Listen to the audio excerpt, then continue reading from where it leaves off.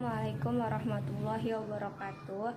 Nama saya Indah Ayu Anggisah Fitri, NPM 2005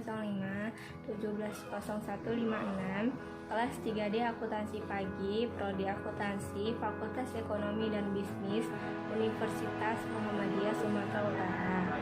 Saya akan menjelaskan materi tentang skematis ruang lingkup muamalah. Sebelum menguraikan lebih terperinci mengenai muamalah, ada baiknya kita uraikan terlebih dahulu pengertian dari muamalah. Dari segi bahasa, kata muamalah berasal dari kata amalah, yuamilu, muamalat, yang berarti perlakuan atau tindakan terhadap orang lain atau hubungan kepentingan. Pengertian muamalah menurut istilah syariat Islam ialah suatu kegiatan yang mengatur hal-hal yang berhubungan dengan tata cara hidup sesama umat manusia untuk memenuhi keperluan hidup sehari-hari. Adapun tujuan dari muamalah itu sendiri adalah terciptanya hubungan yang harmonis antara sesama manusia sehingga terciptanya masyarakat yang rukun dan tentram.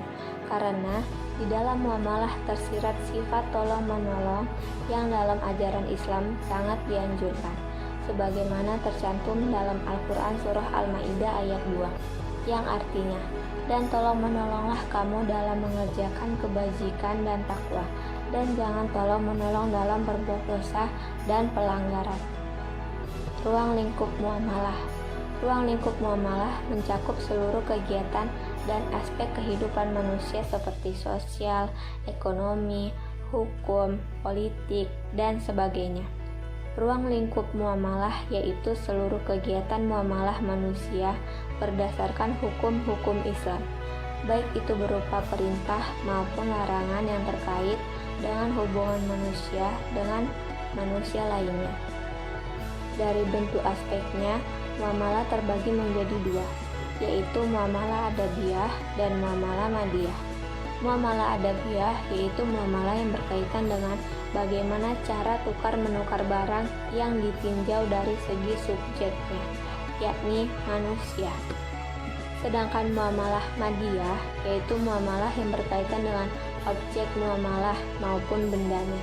Jadi, muamalah madiyah ini tentang suatu benda, apakah benda ini halal, haram, atau syubhat.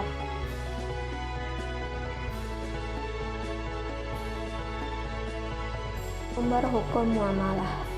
Sumber-sumber fikih secara umum berasal dari dua sumber utama, yaitu dalil nakli yang berupa Al-Quran dan Al-Hadis, dan dalil akli yang berupa akal atau ijtihad.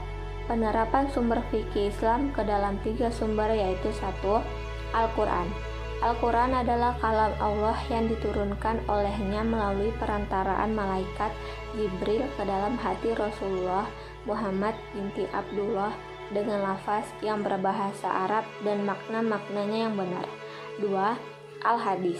Hadis adalah segala yang disandarkan kepada Rasulullah SAW, baik berupa perkataan, perbuatan, maupun ketetapan.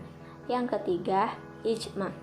Ijma menurut istilah para ahli ushul fikih adalah kesepakatan seluruh para mujtahid di kalangan umat Islam pada suatu masa setelah Rasulullah SAW wafat atas hukum syara mengenai suatu kejadian. Kaidah dan prinsip dasar muamalah. Umat Islam dalam berbagai aktivitasnya harus selalu berpegang pada norma-norma ilahiyah. Begitu juga dalam muamalah. Kewajiban berpegang pada norma ilahiyah adalah sebagai upaya untuk melindungi hak masing-masing pihak dalam bermuamalah. Landasan hukum diperlukan agar pengembangan ekonomi Islam dengan segala produknya tidak berkembang liar dan keluar dari koridor Islam atau bahkan bertentangan dengan prinsip-prinsip ekonomi syariah yang kental dengan nuansa moral. Agar muamalah tidak berkembang liar, keluar dari jalur yang telah ditetapkan Allah Subhanahu wa Ta'ala, maka ulama membangun dabit atau prinsip-prinsip fikih muamalah dalam Islam, yaitu 1. Hukum dasar muamalah adalah halal sampai dalil yang mengharamkannya. 2. Hukum dasar syarat-syarat dalam muamalah adalah halal. Yang ketiga, larangan berbuat zolim. Yang keempat, larangan melakukan penipuan. Yang kelima, larangan riba.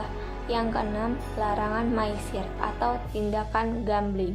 Dan yang terakhir, ketujuh, kejujuran menjadi kunci dalam bermuamalah.